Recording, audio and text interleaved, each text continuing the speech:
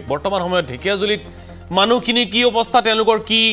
অভাৱ বা অভিযোগ আছে আমি জানিম আমাৰ সতীৰ্থ সাংবাদিক বিমলৰ পৰা বিমল আপোনাৰ ওচৰত আহিছো হয় বৰছলা সমষ্টিৰ কেইবাটা অঞ্চল ইতিমধ্যে বানৰ কবলত পৰিছে আৰু বানাকান্তই হাহাকাৰ কৰিবলগীয়া এক অৱস্থাৰ সৃষ্টি হৈছে মই বৰ্তমান উপস্থিত আছো বৰছলা সমষ্টিৰ 1 নং বছাখিমলুত আৰু এই 1 নং বছাখিমলুত এক যি বানৰ এক ভয়াৱহ পৰিস্থিতি সৃষ্টি হৈছে ইতিমধ্যে বহু পৰিয়ালৰ ঘৰদুৱাৰ সহস্ৰাধিক পৰিয়ালৰ ঘৰদুৱাৰ ইতিমধ্যে বানত বুৰ গৈছে আৰু সেইসকল পৰিয়ালে তেওঁলোকে এতিয়া অন্ন বস্ত্ৰ বাসস্থানৰ কাৰণে হাহাকাৰ কৰিবলগীয়া পৰিস্থিতি হৈছে বৰছলা সমষ্টিৰ 1 নং বছাখিমলু 2 নং বছাখিমলু শীতলমাৰীকে আদি কৰি প্ৰায় 4-5খনকৈ গাঁও ইতিমধ্যে ভয়াৱহ যি বানৰ কবলত পৰিছে সেইসকল বানাকান্তই ইতিমধ্যে হাহাকাৰ কৰিবলগীয়া অৱস্থা হৈছে জীৱন তেওঁলোকে কটাব লগা হৈছে যাৰ ফলত এইসকল বানাকান্ত এতিয়া অনাহাৰ অনিদ্ৰাই তেওঁলোকে দিন কটাবলগীয়া হৈছে তেওঁলোকে অন্ন বস্ত্ৰ বাসস্থানৰ কাৰণে এটুপি বিশুদ্ধ খোৱা পানীৰ কাৰণে হাহাকাৰ কৰিবলগীয়া হৈছে গৰু ছাগলীৰ লগত তেওঁলোকে সহবাস কৰিবলগীয়া হৈছে বহু পৰিয়ালে এতিয়া তেওঁলোকে বৰছলা সমষ্টিত বৰছলাৰ যি মথাউৰি আছে সেই মথাউৰিত তেওঁলোকে অৱস্থান কৰিবলগীয়া হৈছে তেওঁলোকে সেই বৰছলাৰ যি মথাউৰি আছে সেই মথাউৰিত তেওঁলোকে গৰু ছাগলীৰে সহবাস কৰিবলগীয়া হৈছে আৰু তেওঁলোকে আৰু বহু পৰিয়ালে ইতিমধ্যে নাৱেৰে তেওঁলোকৰ যি সম্পত্তি আছিলে যি বাচি থকা সম্পত্তি আছে সা সম্পত্তি আছিলে সেই সা সম্পত্তি তেওঁলোকে গৰু ছাগলী তেওঁলোকে নাৱত উঠুৱাই সেই নিৰাপদ স্থানলৈ তেওঁলোকে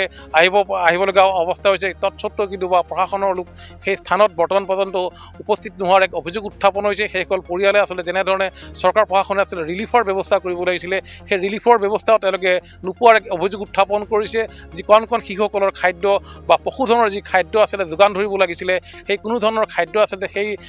ঠাইসমূহত বানাকান্তই আচলতে কোনো ধৰণৰ তেওঁলোকে কোনো বস্তুৱেই আচলতে চৰকাৰৰ পৰা লাভ নকৰে এক অভিযোগ উত্থাপন কৰিছে আৰু চিকিৎসাৰ ব্যৱস্থা তাত কোনো ধৰণৰ এতিয়া বৰ্তমান পৰ্যন্ত কোনো ধৰণৰ চিকিৎসা ব্যৱস্থা হোৱা নাই খোৱা পানীৰ কোনো ব্যৱস্থা নাই কোনো ধৰণৰ ৰিলিফৰ ব্যৱস্থা নাই যাৰ ফলত এইসকল বানাকান্তই এতিয়া দিনে দেখাই তেওঁলোকে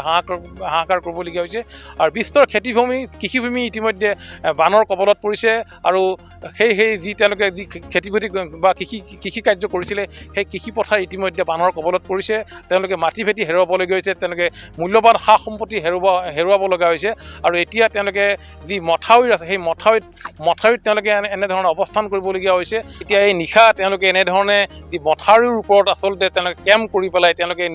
সেই কেম্পত তেওঁলোকে থাকিবলগীয়া হৈছে হয়তো নিশাৰ ভাগত হয়তো বৰষুণ আহিব পাৰে এতিয়া ইতিমধ্যে বৰষুণৰ অলপ ইয়াত এতিয়া বৰষুণ দৃশ্য দেখিবলৈ পাম নেকি বিমল যদি সম্ভৱ হয় হয়তো বৃদ্ধি পাব পাৰে আৰু তেনেস্থলত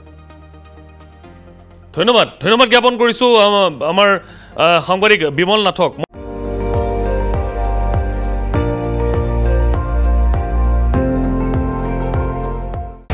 আপুনি চাই আছে ND24 সৰ্বশ্ৰেষ্ঠ নহয় সৰ্বোত্তমৰ দৌৰত